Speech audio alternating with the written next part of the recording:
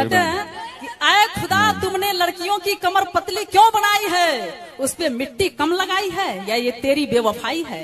तो खुदा जवाब देते हैं कि ना हमने मिट्टी कम लगाई है न ये मेरी बेवफाई है, ना हमने मिट्टी कम लगाई है ना ये मेरी बेवफाई है, मैंने उसके कमर से कुछ मिट्टी लेकर उसके सीने पर लगाई है। क्या बात है।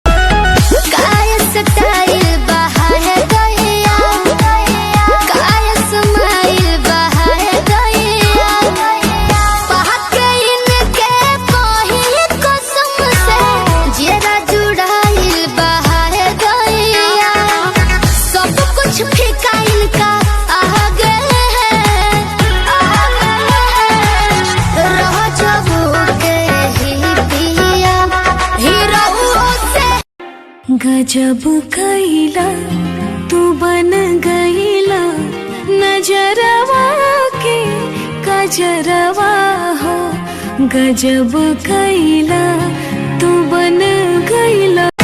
सब कुछ फीका इनका आगे रह जब के ही पिया हीरो से